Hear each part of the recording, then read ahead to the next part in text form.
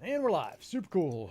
Welcome back to the new year. Joey, it's 2024. What's going on, dog? Yeah, it's I don't know. Everything's exciting. There's an awful lot of exciting stuff. There's a little I don't know if we are at blood on the streets yet, but certainly the crypto market took a little bit of a dive this morning, I which saw I was that. happy to Yeah, see. Go ahead. Twitter was blowing up about that. Yeah, God bless them. I Yeah. just got my little catcher's mitts out, catching all my low buys are coming in, so that's good. All right. Good. So we'll It's take it. fun. Yeah, yeah. Yep. I always think if you have like a little bit of fun money in there, it just makes things slightly more exciting. Yeah. Yep. So Can't take anything too seriously, right? no, no. Yeah. It's like put some money in there that you're willing to be like, all right, if I lose that, I'm not going to miss a single cup of coffee, and it makes it a little bit exciting, and yeah, it's like one more fun thing to do. Yeah. So, Speaking of cup of coffee, I got a fun thing coming this week. Uh, oh keep really? keep that in mind. Yeah. Okay. That's why I had the mic today. So Oh, very cool. Wow, there's something yeah. big. Is this to do with the Mirror's announcement that they're not done in 2024, or is this something totally different? They're not done in 2020. I don't know Or what he's that like, was. there's something big coming in January, I think was the announcement. Oh, no, he's probably got his own thing planned. That So fucking guy yeah. keeping it to himself. Yeah.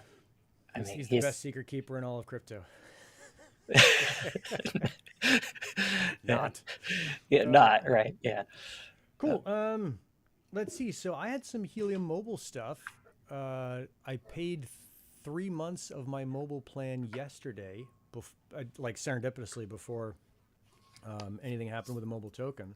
But I was like, oh, I'm just gonna see if this works. And yeah, I don't know, like maybe I don't think I even had a month worth of usage. I don't think I've had it for that long. Hmm. And it was super cool to be like, oh yeah, next 3 months my phone bill paid. Like It's yeah. yeah, I like my mind still hasn't. I think you probably had the same reaction as me. It's like this is cool. I don't totally get it, but it's cool. Like um, yeah, it's yeah. I mean, I was thinking because we're so used to it, and it's like, well, yeah, of course, that's how crypto works. But I was trying to yeah. step back and think. I mean, as silly as it sounds, it gives me like this warm and fuzzy feeling for Nova or for Helium Mobile.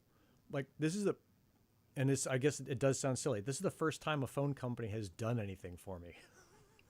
Right.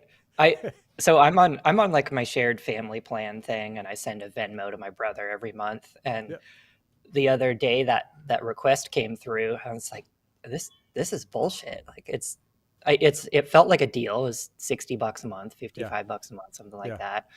Um, but it's yeah, like in light of like I signed up for Helium Mobile when it was $5 a month. So I'm kind of locked in on that thing, which is great. But even $20 a month, it's just yeah, like that's what this thing should cost. Like it's Wi-Fi on your phone. You pay $60 a month for Wi-Fi at your house and put every single device you own on it. yep, You pay the same amount for a single, like it just doesn't add up, right?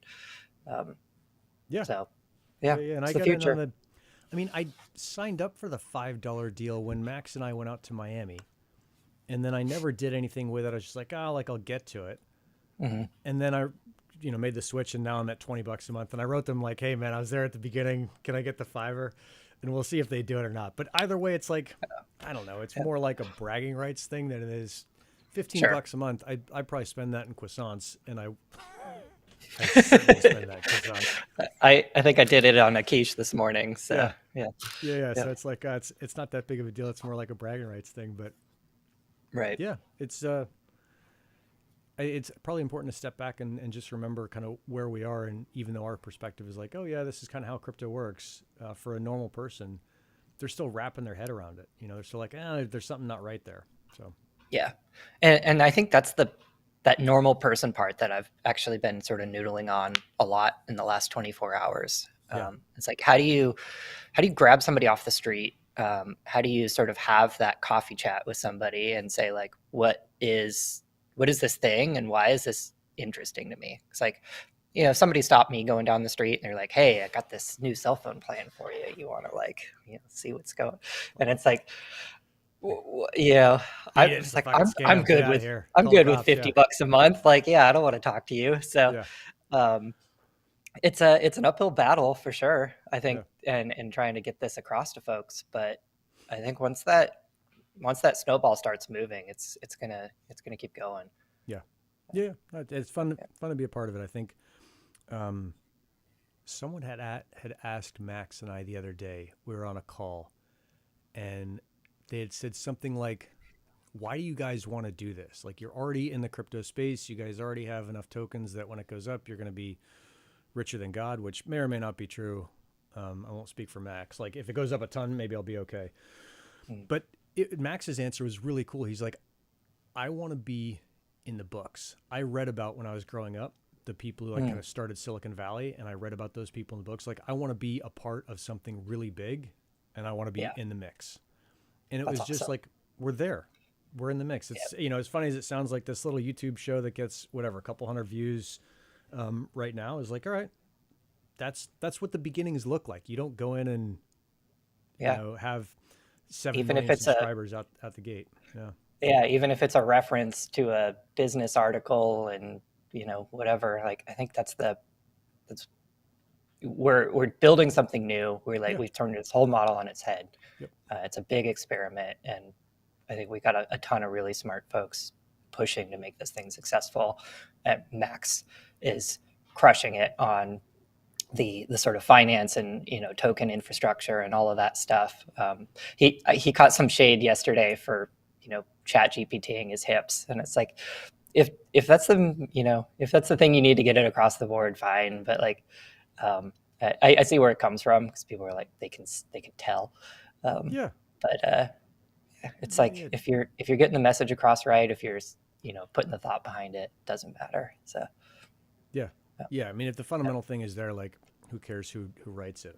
That's more of like I don't Yeah. know, a style decision than anything else. Because Max is like, oh, you should have ChatGPT write stuff. I'm like, Max, I love writing. Like, the day that I have ChatGPT write stuff is where I'm like, I'm not very kind of transparent about it. Is that will be like a little death for me. Like, I love writing so much. Yeah. I'm not gonna let So that fucking thing so get annoying. take his chat GPT drafts, and then you Yeah. can rewrite them, and then you can find like the best of both. So, Yeah, I mean that's how yeah. we do the blog posts. Is he'll come up with an idea, we talk about it for an hour on the phone, then I'll write it, and then he goes back over it and he's like, "No, this is wrong." Yeah, that's Yeah. that's how we do more of that stuff. But for the hips, Cool. I don't Cool. do Cool. that much with them. So Yeah. cool. What's going on in IoT land? Yeah. IoT land. We've been talking with a bunch of companies around roaming about setting up gateways, setting up private networks, and converting the whole gamut of Yep. stuff in the Helium IoT space. Um, that slowed down a lot through the holiday because Yeah. everyone chilled out. So we've got a bunch of I've got I got a hard stop at 10. Um, Okay. so there's everyone's kind of picking these things back up. There's a lot of interest and eagerness to sort of leverage the network. And then I think the thing that I think I've talked about this with the show in the past, but the thing that I'm really, really excited to push on in this first quarter is showing people the coverage of helium and the real coverage of helium. So we've taken stabs at that with mappers and the hotspot locations and all that, but doing true modeled coverage on every hotspot, and then giving people a sense of what they can expect, for better or worse, Yeah. is Yeah. You want to the know thing you need to make those decisions on, using this thing. totally. Um, and Yeah, I the remember. really Go ahead. well, the really wild thing is there's like Coverage Critic. It's a website where I think they've worked with Demo, and they do a bunch of like basically mapper, distributed community generated coverage. Yep. And the Helium LoRaWAN network a lot of times is better coverage than the cell networks. Like, we just don't, for some reason in our brain, we don't like freak out when our cell phone drops.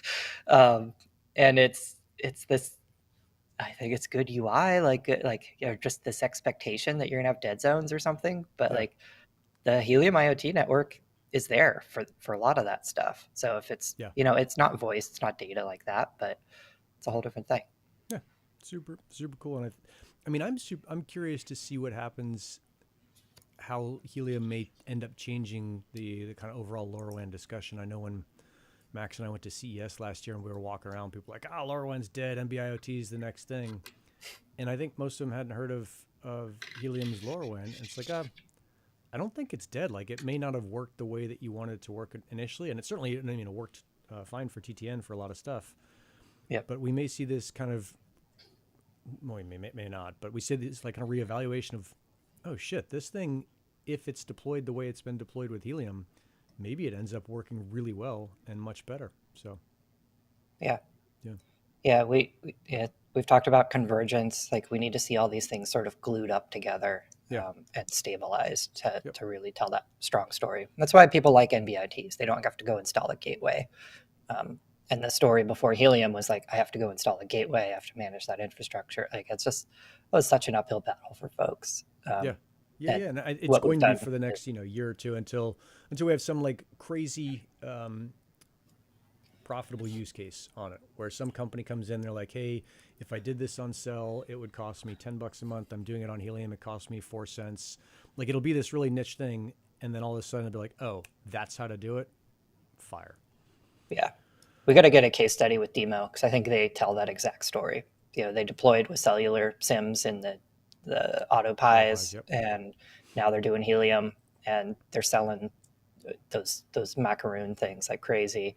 Yeah. We're seeing the data credit usage tick up on that OUI. It's kind of cool to see that happening. Like, Yeah. that's a big rollout. It's pretty cool to see that being successful. I've got one installed in a friend's car because my car's too old, but does it not work? Because I've got my 2004 Toyota Tacoma, and I was like, I should get one for that, but I think they say it doesn't work for like pre-08 or something.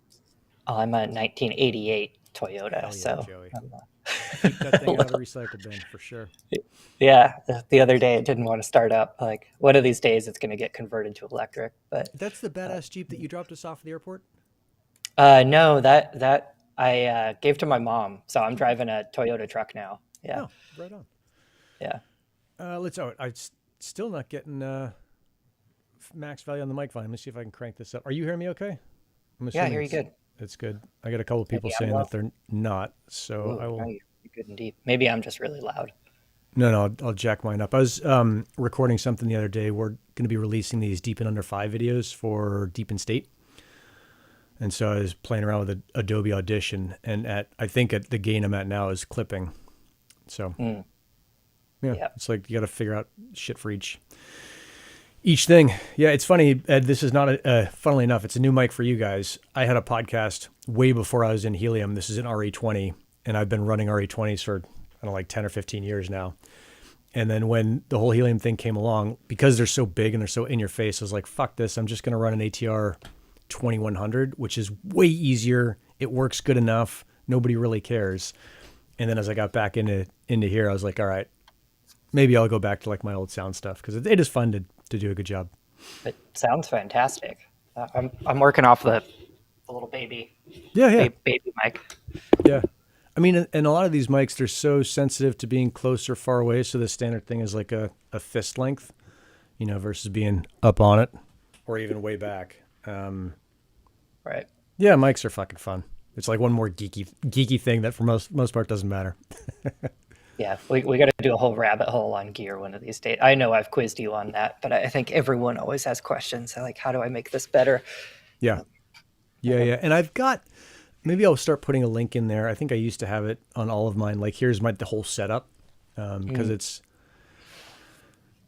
not that hard to do. And I think you could, now that I know what I'm doing, you could do it a lot cheaper and get basically indistinguishable quality for, I don't know, half the price or less. But I don't know. Right. I like nice things. Yeah. There it is.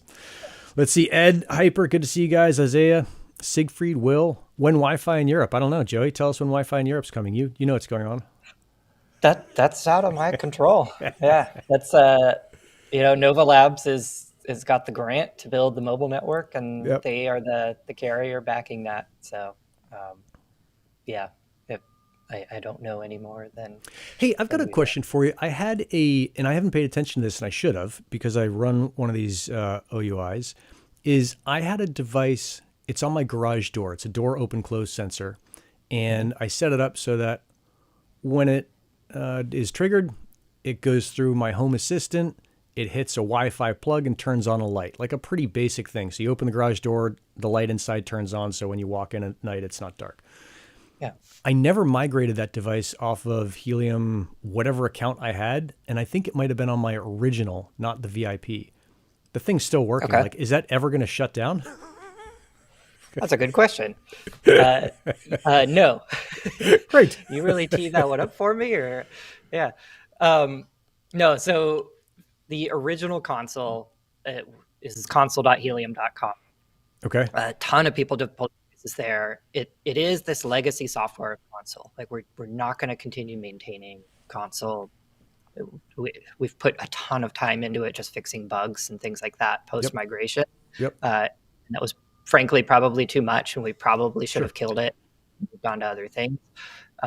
But really looking at the community here and folks, like your sensor, like for us to kill that service would have been killing that, utility, that thing that you've put the effort into deploying. Yep. Everyone doing mappers, like all this other stuff.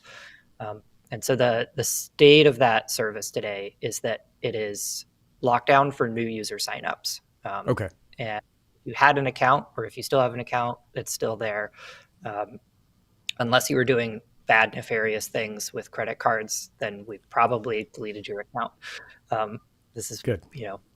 And I'm shaking my fist at them because this is why we can't have nice things. The whole standard thing. Yeah.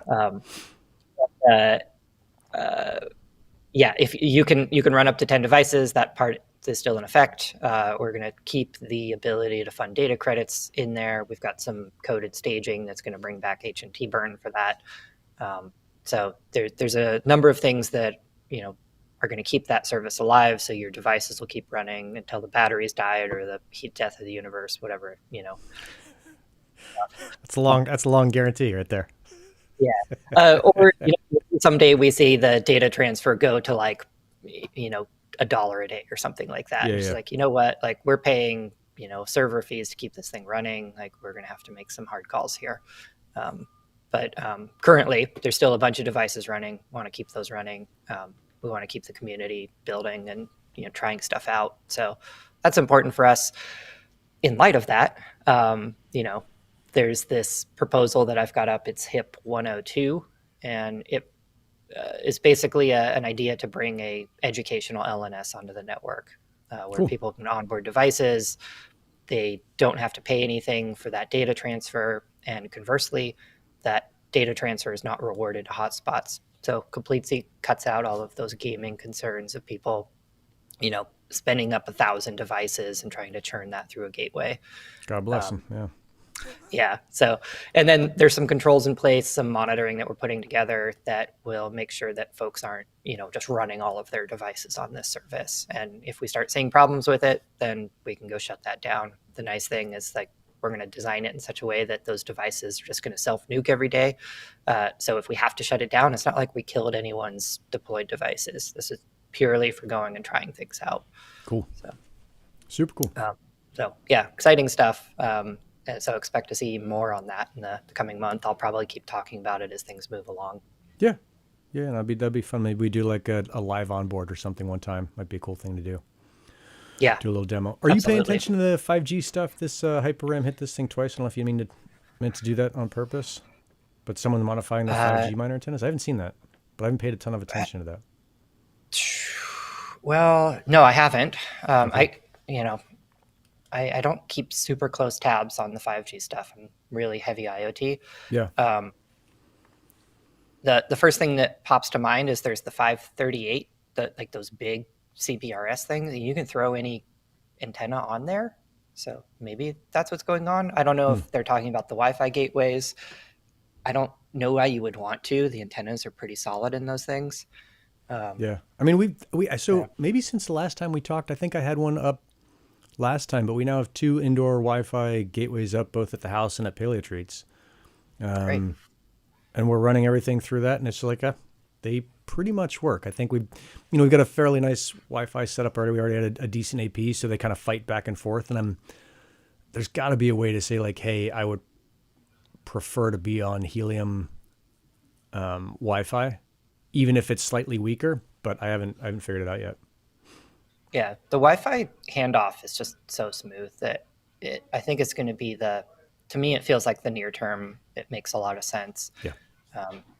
I've got the CBRS stuff up also. Mm-hmm. I haven't like overlaid them, like where I have CBRS, I haven't put Wi-Fi. So I'm kind of just like running this experiment to kind of see what traffic starts to flow in. Yeah, and it So seems like yeah, it I'll be goes back and curious. forth every week. Like it's not like, oh, CBRS is going to process data. It's not going to process data. It'll never work. It's totally working. We almost got it. Like that. Just like, all right, fuck. I'm just going Yeah, to use my phone and whatever you guys figure out, you figure out. right. I mean, the undertone of all of that is people are working really hard on trying to like sort that thing out. So Yeah. Yeah. No yeah, one's really walking away curious from to see that. where it Although lands. we should probably talk. I don't know what's going on at Foundation. I think the Nova folks, and I think it's a funny thing. Like all of the big crypto companies are off more or less until the 8th. And all of the little crypto companies are coming back, whatever, yesterday or today. And it's kind of funny to see it. And I don't Well, know if you you're guys seeing the got same time thing. off. Clearly, clearly you're working. Yeah, I woke up at 4 a.m. yesterday and started writing docs again, and Yeah. it was all of the Discord, Twitter, Slack, like all that other stuff in between, just trying to keep tabs on things and make sure stuff is still moving. Yeah. Um, Yeah. but Fuck. I didn't never stopped. It was just like, oh, it's Christmas. Badass. I'm going to build this cool thing. So yeah, yeah, I I had to stand back on sending outreach emails to people and be like, hey, how's the building going? Like, yeah. Max is I'm like, waiting. dude, it's Christmas. Stop emailing people. I'm Yeah, like, oh, yeah, fucking fair enough.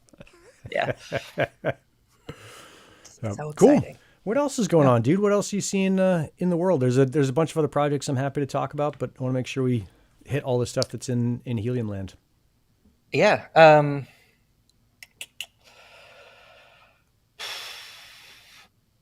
Yeah, it's this is always the perpetual challenge of things that I think I can talk about, I think I can't talk about, but I think Yeah. we probably hit all the the public stuff so far. One thing I guess I was going to throw out is I've been having a lot of fun. It's been super stormy in the Bay Area, Mm-hmm. um, and my Weather XM station is just a, a beast, and Is it you have that the Wi-Fi app or the is Helium just, one? I got the Helium one, yeah. Cool. And there was some little outage that happened Yep. a couple of weeks ago, a couple hours of downtime. I never followed up to see what happened there, but Oh looks well, like apparently yeah. the provider of those helium data credits forgot to pay Yeah. all the data credits they needed to pay, and so the whole service went down for a bit. So they sorted that out, Yep. and I think they're gonna yeah.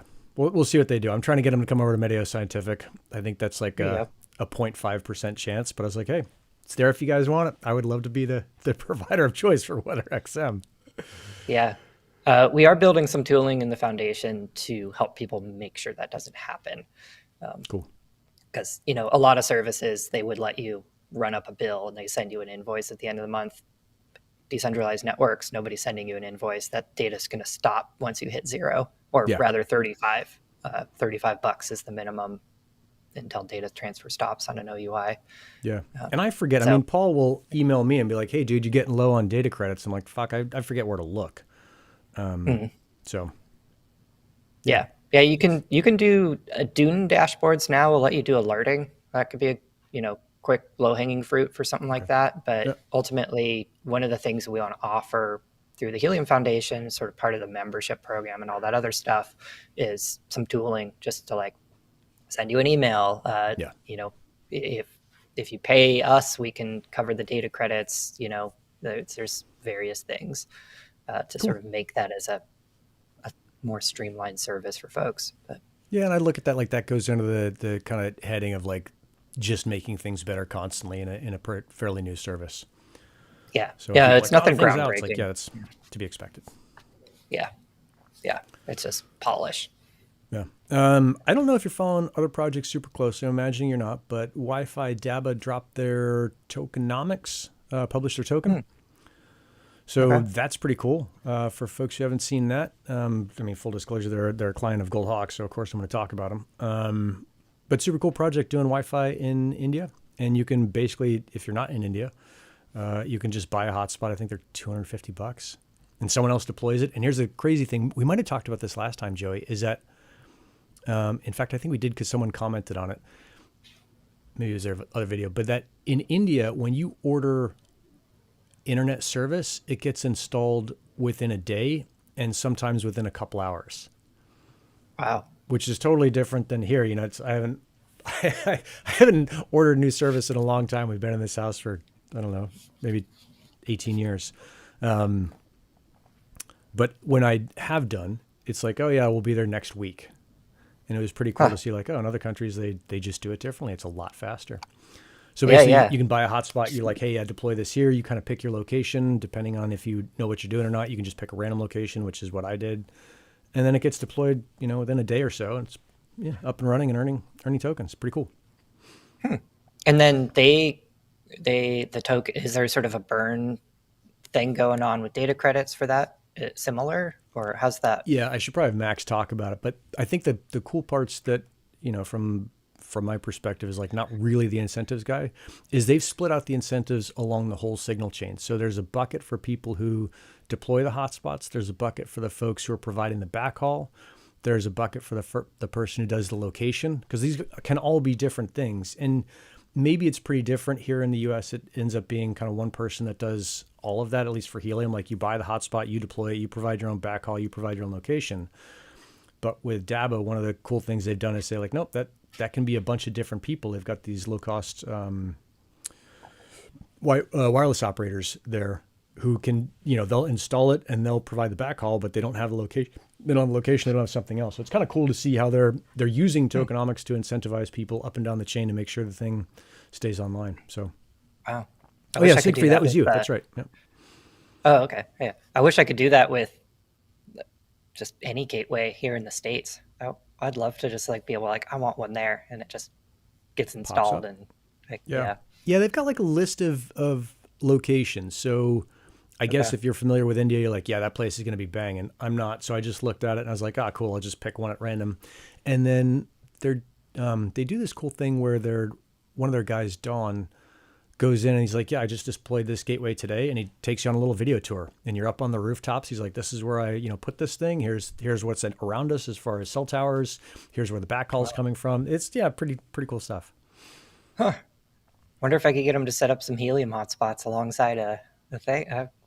That'd be a cool way to, like, if you knew you were going to deploy a bunch of sensors in a city, or like hit all the bases, like do Wi-Fi, do LoRaWAN, do everything sort of together. Yeah. I think we're going to see a ton of this like consolidation stuff over the next year. I mean, I guess I've been seeing the opposite. Like, there are more DePIN projects than I can keep track of.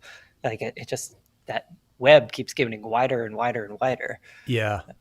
So I guess we may be talking about two different things. Is that I think what I'm seeing on my side is that as we take on more clients, a lot of them are saying, look, I mean, the basic thing is, look, Helium already has 300,000 gateways deployed. Neil used to bang on about this all the time, is most of those gateways have a ton of extra compute power and maybe a little bit of storage. Do you think we can use, how do we figure out how to use those things so that they don't just sit idle and they can do something else and earn some other tokens for that? So I think we're going to see, a lot of that. And actually, I've got to hook you up with one of the folks in one of those projects because they had questions. I'm like, oh, you probably talked to Joey. It would have been Germ, but Germ's not there anymore. Yeah, we miss Germ. Yeah. I just talked to him the other day. He's super busy working for his new company. I was like, hey, dude, can you take some side work? Because I had an antenna question. He's like, no, I don't have time. Yeah, so. I've been trying to catch up with him, try to pick up some hardware, but yeah, he's very busy. Yeah. Siegfried, is becoming a Helium sub-DAO still on their roadmap? God, I don't remember if we've talked about that or not, Siegfried. I should know, but I don't. So. Yeah, I know Waveform has had some back and forth with them too on that topic. I don't know either. But yeah, I mean, it's going to be interesting this year to look at it and see like how do you do some of this stuff? And I think some of this stuff is being done really poorly, where it's like, oh yeah, you can earn multiple tokens for providing the same service. I think that's generally like a garbage idea, right? Because you're duplicating some efforts. And I don't think yet I'm comfortable calling out what I think are just really shitty projects who are doing that. Because in general, I just don't want to talk shit about people. But I think there is like an overall really stupid play here in DePIN where one project sees what another project's doing and says, well, you can do exactly the same thing on their miner with our software. And I don't see that there's, fundamentally what we're looking for is value in these things. And if you're not providing any fundamental original value, then long-term, probably not that great of a thing. Yeah, I struggle with that same, like, we want to see the whole space get lifted up. Yeah. But there's always this little fear that some shady, it's like NFTs. Like, there's some cool stuff happening in that space. There's also a ton of scams, and it gives the rest of it a really bad name. Yeah. I'm seeing the mints start to sell out now. The 𝐒𝐩𝐨𝐬𝐸, we started working with those guys. That hasn't been totally public yet, and we'll do like a more formal announcement. But they just did their mint for the relays, which it's a distributed, it's basically Tor. But a DePIN version of it. So super cool. And their mint sold out in 31 minutes, 1,000 devices. So I think we're seeing again, same thing we're seeing with Helium Mobile is like, all right, the demand for hardware is starting to come back up. And because now we have a built-in audience in the DePIN space at large, which is comprised largely of the original Helium folks who all saw like, all right, if you got a hotspot in August or September of 2020, you fucking crushed because they weren't available by November. So it's like, as soon as these hardware things come out, they're gone. Yeah. We've been seeing the same thing with those mobile gateways too. I think, dude, they throw up a batch and it's gone like 6 hours later or whatever. So yeah. I went to go buy an outdoor one this morning and it's gone. I was like, shit, I'd probably buy one and just wait for the next batch to ship. So I'll shoot you a message next time I see them pop up. So I see them. Everyone posts on Twitter as soon as it's there, and then as soon as they're gone, everyone's yelling about that. So yeah. But I got an outdoor gateway, and the setup process was, because you did the CBRS stuff, and I did. You're doing like angles and measures, and you opening 3 different apps and websites. Yep. Yeah, the bubble thing. The Wi-Fi thing is just so much smoother. It's all in their little builder app. It's real clean. So yeah, it'd be fun. So I'll put one up. I'll put the outdoor hotspot up definitely at Paleo Treats on Adams Ave in San Diego, just so folks around there can get it. Because I think what's going to accidentally end up happening is that place will be like a little crypto hub, and it's always like it ends up being low on my priority list, even though it'd be super cool. But I want to make it like a little bit of a crypto cafe, where like you come there and you can expect that you could look over at your neighbor sipping a coffee and be like, "Hey, dude, have you seen what's going on with Solana?" And they're like, "Oh yeah, totally." And they're not like, "The fuck are you talking about?" Yeah. Do you guys accept crypto payments at point of sale? Yeah. We took Ethereum when it was like, I don't know, $700 or something. Wow. So it turns out to be super expensive cookies. And then I actually have to go in and make sure that I update my the wallet addresses, because I think one of the ones deep in there is like one of the old hacked wallets. So. Oh yeah, fix that up. Yeah, Bitcoin, Solana, all that stuff. I think what I may do actually today is go in and I'll just laminate a set of QR codes. Like, how do you want to pay Bitcoin, Ethereum, Solana, HNT, whatever? Here's the wallet address to send it to. And you just do straight payments. You're not using like a Stripe Rails for crypto payments or anything. Yeah. No. That's No, cool. I mean, because it sounds super cool, but we've probably had in the total history of Paleo Treats, I don't know, like 15 crypto transactions. So like they're funny when they happen, but it's not like shit, we didn't get any crypto transactions today, we're not gonna be able to make the mortgage. Right. I think it's just it's one of those things where you need enough of it out there so that people know that it's an option. Because like if I walked into your shop, I probably wouldn't, unless I saw the sign. Yeah. I just wouldn't be in the state of mind to do that. I'm gonna like pull out my phone, do Apple Pay. Like, Oh, maybe I'll just do like stuff. a big like we're crypto nerds sticker in the window. Yeah, or like some Twitter posts and just be like, "Hey, are you in the San Diego area? Come hit up Paleo Treats. Yeah. Buy a awesome cake with your soul or whatever. One soul per cake." Yeah. I think so. The other thing, there's a super fancy coffee machine that coffee snobs will tell you like, oh, that's not the best, blah, blah, blah. It's some like $20,000 Swiss machine called a Manument. Okay. So it's an enormous espresso machine. Is super super fancy, like all the things you'd think of as being Swiss, but basically it makes it pretty easy for anyone to come in and pull like a really good shot and not just push a button. Like you end up cranking this thing down. There's a huge counterweight on it, so there's a lot of mass to it, and you can steam your own milk, blah blah, like all the stuff that comes with a nice espresso machine. And I have been thinking for a while that'd be a fun thing to put in there. So maybe like we set aside enough Ethereum that if it goes up whatever to 10 grand, it's like, oh yeah, when there's enough in there to buy a monument, we'll buy it with Ethereum. And, That's awesome. or whatever. Yeah. That A usually little do community Solana. pool that's like, Yeah. people can buy, they get their coffee, but they're also sort of like buying into this like upgrade for the shop. It'd be cool. Yeah. So there's that, and then there's like a wicked high end coffee grinder, which, I mean, the funny thing for this is that 99% of people can't tell the difference between any of this stuff. But it's just it's fun to use really nice stuff. So yeah, maybe we'll do it with like, it's probably better to do that with Solana. We're more likely to get the multiple than Ethereum. I don't think it'll go that high. Yeah. Nick likes his nice things. So we gotta support him on the nice things. Yeah. I mean, like if I knew, if I had a shop or coffee shop in, near my office here or something, like I would be throwing USDC at them every day. Just like, why not? Yeah. But, yeah. Let's see, Isaiah, off topic, but the Helium Network stats on Helium Explorer show data for the last 30 days. Is there any way to see the data with a longer time frame, 90, 180, etc.? What do you got there, Joey? You can tell me how to Dune? Yep. Go to Dune. Roach. No, well, so a little bit of context, like a lot of the queries that we show on the Helium Explorer are queries that are backed by data from Dune. So you actually get a little closer to this. Like we try as much as we can as Foundation to never be a layer between the real data and the displayed data. Right. So that's like trying to not run custom API, like all that other stuff. Like even if we run an API, we're probably going to try and make some open source thing that says like, here's how you can go run it yourself. So you can know that you're getting that fresh real thing. So Dune, the queries backing those things are piped right in. There's a Helium Foundation team on Dune. I don't have a means to send that message to you, but if you poke around. I was just looking at this the other day. Let me see if I can find it while you're talking. If you Google like Helium Foundation Dune or something, it'll probably show up. Can you hear that? Max says I'm the loudest typer ever.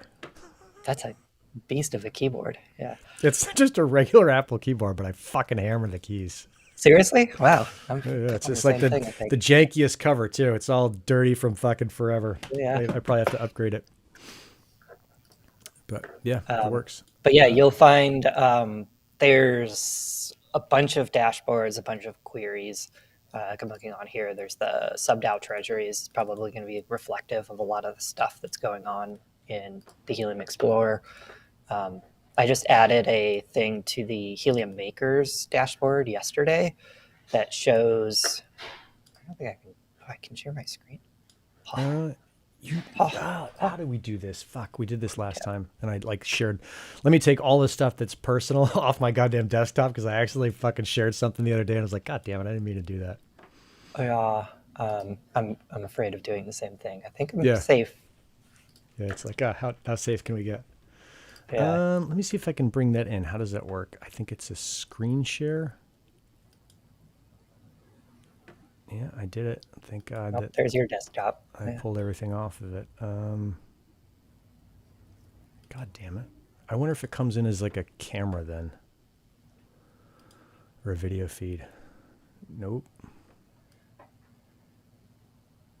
Well, that's a camera. That's definitely a camera. Joey's screen. Hey, there it is. Oh, shit. There we go. Okay. Maybe? Yeah. Okay. Anyway, I guess what I wanted to show off here. So this is the Helium Makers dashboard. So we can see hotspots being onboarded, whether it's on the IoT or the mobile network, and those are all split up by maker. This data credits by hotspot manufacturer shows the remaining onboards. An important caveat here is the data on Dune only gets updated about once a day. Mm-hmm. So you have to ignore this little freshness check and pay attention to this one down here for this view. Mm-hmm. definitely a little counterintuitive, but working with the tools we got on Dune. And then there's each of the burns into those maker addresses. So you can see like Rack Wireless did $2,000 on the second. And so this is like a really nice view to sort of see what's happening. But then if you want to understand that on a per manufacturer basis, I added this view here. And I find it's really helpful to be able to sort of see the behavior of manufacturers funding those maker accounts. It's all fucking balloons, Joey. I like it. I like the double. It's all balloons. But so each row here is a manufacturer, and then the bubble size is indicative of the amount of HNT or amount of data credits, rather. Like how much did they pay into that maker account? And the thing that's really nice is you can see like Rack Wireless has like this really nice consistent behavior of making sure their maker account is funded. And obviously these things are going to be tied to like how many onboards are happening, how many hotspots they've sold, things like that. But we've had challenges with like Bobcat going really long periods without funding the maker account. They also sold a lot of hotspots.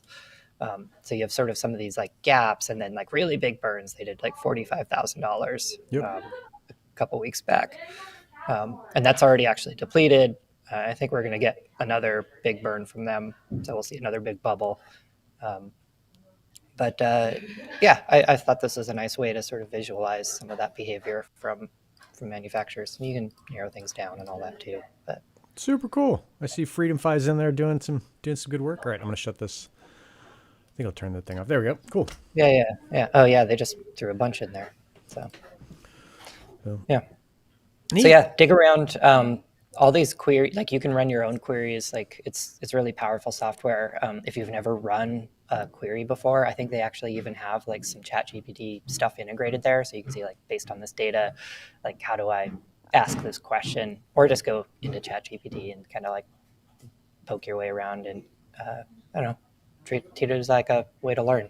It's cool stuff. Badass.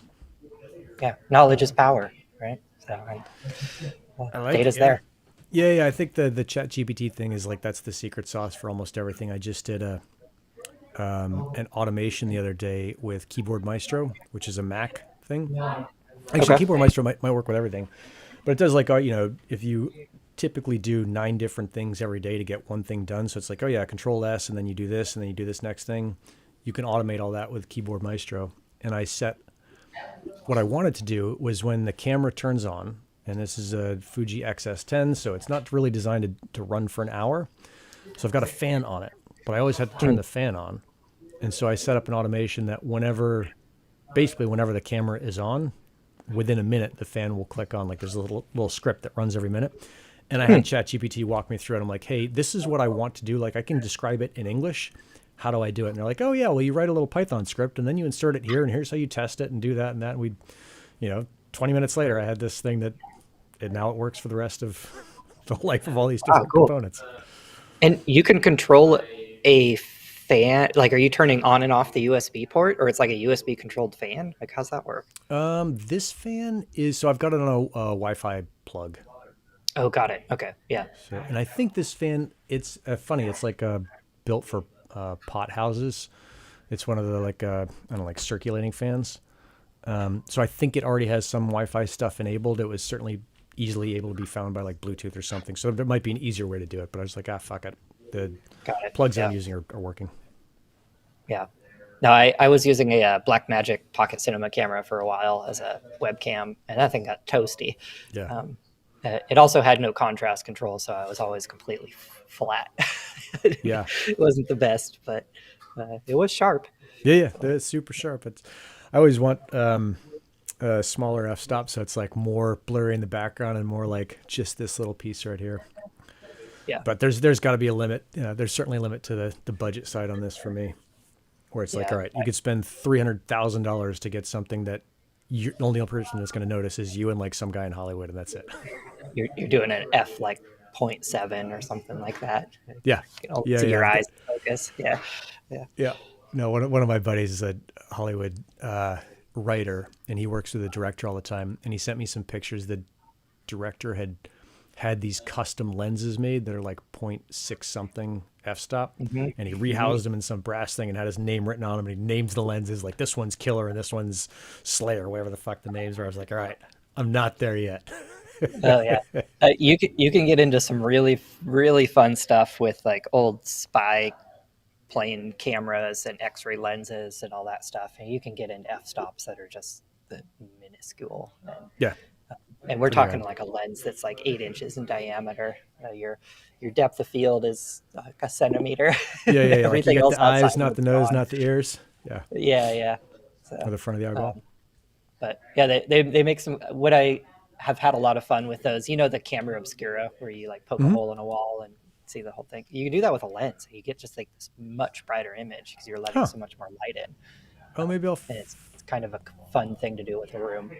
Yeah, I'll fuck around with that. There's what's the other one? Is that there's also is the camera obscura the one where you can draw out the image, or like as you're drawing it throws it on the wall?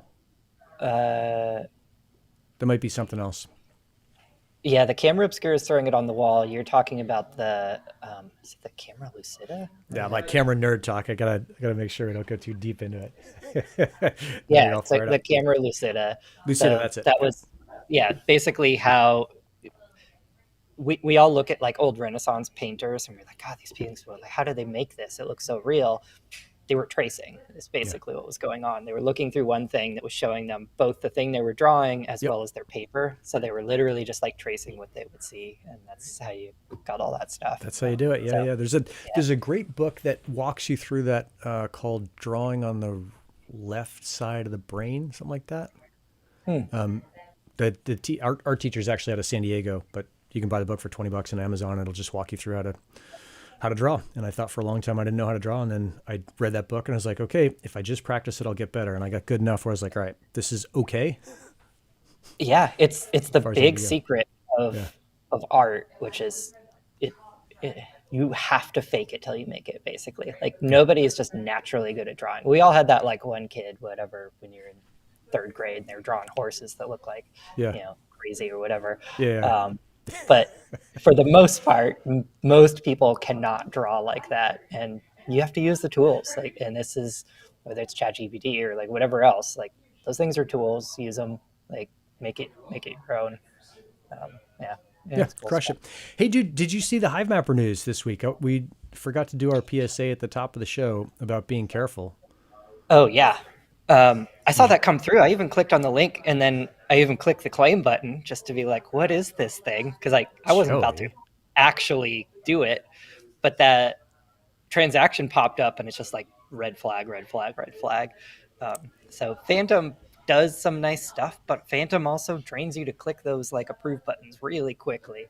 Um, and as a scam, it was a pretty legit looking one. Um, Yeah. so I mean, I what didn't happened? see it. I don't interact with my Hive Mapper that much, but man, Yeah, so uh, this big preface like do not click claim, but if you do hivemapper.com, but with three P's. oh, those fuckers. Oh, good. It's well, actually, Phantom blocked it from my browser. That's amazing. Um, but yeah, 3P's Hive Mapper is the scam site, and it looked pretty legit. This Discord message came through from an admin. They got his permissions, and it was like, "Hey, happy holidays! We're so excited about our community. Come claim a part of this airdrop." And I was like, "Okay, first big red flag is unannounced airdrop, right? Or Yeah. creator agency." Um, and but yeah, sure enough, a bunch of people got dragged into that one. Yeah. So not sure what the Hive Mapper folks, whether the foundation or Hive Mapper Inc. are trying to help people get whole on that. But yeah, hate to see that.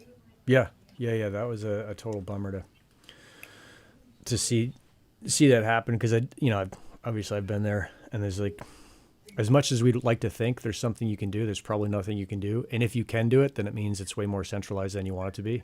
So it's like as a project, you're stuck between a rock and a hard place. If you can do it and you can be like, oh yeah, we're going to reverse that transaction, you will get the fucking howlers coming out of the woodwork coming at you for being centralized. Oh yeah, And yeah, if you can't do it, people lost whatever it was, some enormous amount of money overall. yeah. I mean, what you see in those really big, Bitcoin hacks and stuff like that is just track those things and don't let them hit exchanges. Like you have to get everyone sort of as a community to help you out. Yeah. But that's really hard on, individual wallet drains and stuff like that. Yeah. Yeah. Let's see. Apropos. What does apropos mean? I always see it and I don't know what it means. There's wallet delegation on tool on Ethereum. You can prove that you own a wallet and can then do token claims with a different wallet, so you don't need to sign. Huh. Yeah, shit. It's like on the topic. Yeah, I mean, here's the thing with this crypto stuff is you got to be paranoid, and it's hard because there are so many people in crypto who are so helpful, and certainly in Helium, and I'm sure it's still true now. I don't interact with the community as much as I did, but I got so much help from strangers who, if I'd had to hire them on Upwork, I mean, Germ, perfect example. You hire that guy on Upwork, you're probably paying $1,200 an hour, if he's even on Upwork, right? The wizardry that guy has in his fucking fingertips, and he helped me for, I don't know, I'll bet that guy put in 1,000 hours into me. So it's like, can't really repay that debt, but whatever. There's so many helpful people in the space that it's easy when something comes along that seems helpful and you're just used to moving fast with like trustworthy people. You just get fucked. Yeah, no, it's really, really tough because you want to help folks and if you're like, oh, we can chat about it in DMs, but then now you just train somebody to be like comfortable in DMs.